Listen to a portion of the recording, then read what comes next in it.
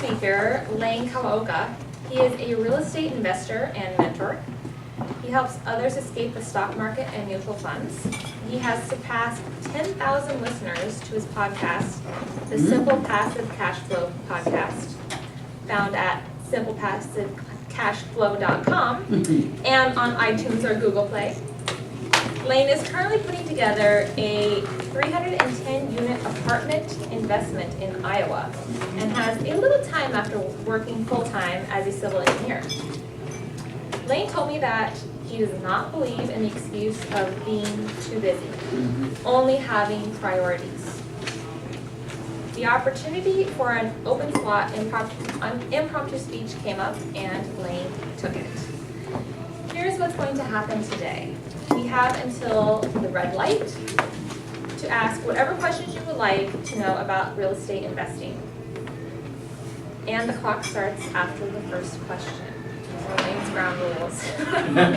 Please welcome Lane. Thank you. So any questions? Timer starts when the first question gets asked. How much money do you make?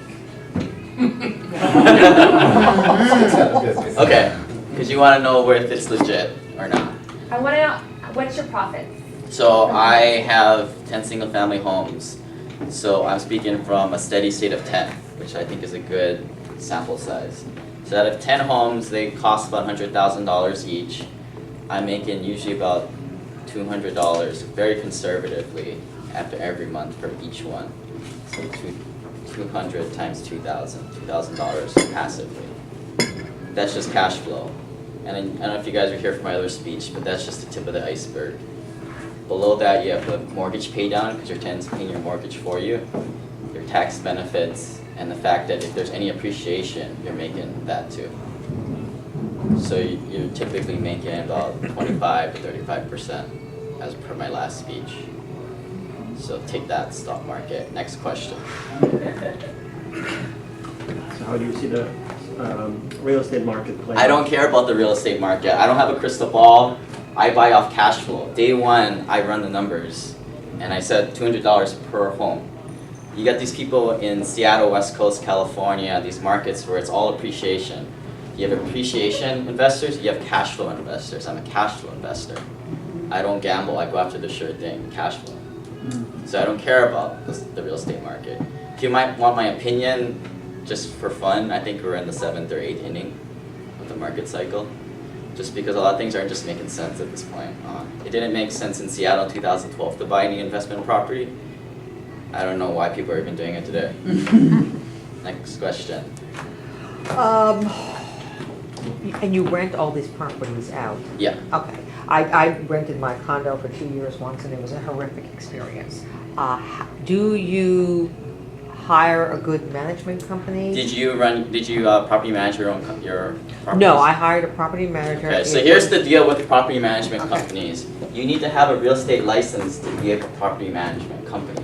Where do you go to get these real estate people? You go to Whitmere, you go to Keller Williams, these big brokerage houses. You're getting the people who can't sell houses. I wish I'd done that. Yeah. Yeah. You always go off, everything in real estate, you go off for referrals. Yeah. And once you figure out who are the people actually doing this stuff, I mean, we all go to the same 3 CPAs, same 3 lawyers, same 3 brokers. I mean, it's just, once you find yourself in the hornet's nest, it's super easy. But 99% of people go to these property managers and they're just jokers. Yeah, it was And that's why horrible. people don't like real estate, because like, oh my god, tenants, termites, and toilets. That's why, because you go to these people and they're just horrible. So how would I find? I mean, I'm not involved in real estate right now. I can't just walk around to banks and go, hi, you like, is there someone who sells a lot of real estate? I mean, where do I go? You network with other investors. How? Thank you. There you go. Or there's a lot of other people that do it too. I would always go with them. The thing with real estate investors is it's not about the money for a lot of people. It's easy. You keep buying these houses and it's not about money, it's more about helping people. That's what it's all about. What's the worst that can happen financially? What's a bad day or bad period? Like I said, I buy off of cash flow. So in the worst instance, you have a market correction, right? But still, there's always going to be a tenant in there. There's one thing that hasn't happened ever, and that's rents have drastically gone down. I underwrite these properties so that there's about $200 to $400 of cash flow in there.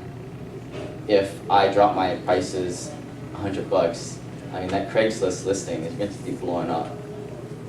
I mean it's the equivalent of like if your rent is $2,000, if your rent just dropped $200, I mean you can just imagine the flow that's coming in. I'm hedged. What's your rule of thumb on cash flow versus investment? I call it the pyramid. In the beginning, pyramids like this, in the beginning when you're just starting out, you work on cash flow. This is what gives you the freedom to leave your job, to do what you want to do. As you build that up, maybe about $2,000 to $3,000 of passive cash flow, maybe about a few rentals or 10, then you can go and swing for the fences. Then you can do things like land development, like all the stuff you hear about. Flips, big apartments, all that kind of stuff. What are the characteristics as far as region and houses that you're looking at that makes it a good candidate for what you're looking So this is a little longer answer. So there's 3 different types of markets: primary, secondary, and tertiary markets. Primary are like Seattle, California, New York, Dallas. They're big markets. Secondary are like the next tier down. Kansas City, Memphis, Birmingham, Atlanta is kind of a bigger one, but it's kind of on that list. Tertiary is kind of like those next off areas like Waco, Texas, Yakima, Washington.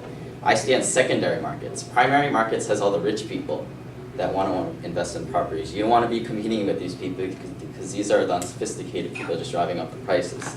Secondary markets have good economic drivers, so that's why you want to be there. And it's not the primary. Tertiary, in my opinion, I would try and stay away from. Because right now you can buy good tertiary market properties, but now the market's good, so it raises all boats. So that's one side of the equation. Then you go A, B, C, D class properties and neighborhoods. So A is like, Kirkland's an A+ neighborhood and A class properties. B class is more like Renton, it kind of gets a little hairier there. C is like Toccoa.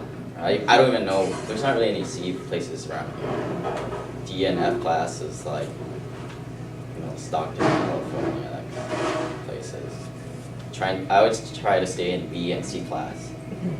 A class, you don't get the returns. The rent to value ratio is not there, so you can't get the returns back. And that's where all the unsophisticated buyers are going once again. D class and F class, on paper it looks like you're making a lot of money. But you just have so much headaches with these people. You have to carry a gun to get your rent. So it's a kind of a complex answer. Last one. What kind of down payment are you putting on these houses, and how are you supplementing your cost of living here and being able to constantly put a down payment on new properties? So first, it kind of goes into that answer. I buy secondary markets, and I buy B, C class. So that's usually about $100,000 a property. You can buy those for $25,000 to $30,000 down. So if you have that much cash, you can buy a property that's cash flowing $200 a month. And there's a lot of ways to do real estate. I've always had a job. I've always been able to save money. That's like what I do good. So I don't have any answers. This is not something for get rich quick. This is not no money, no job. I don't have any answers for that. There's a lot of other people who do, I don't. And to close my speech out, I personally don't know how to help people if you can't manage your own finances. If you can't save $10,000, $20,000, I can't help you. Because as we all know, money just magnifies your personality. If you can't figure that out, I don't want to help you you're just going to have money and not have any responsibility. So if you guys have any questions, let me know. I'm always here to help. Thanks.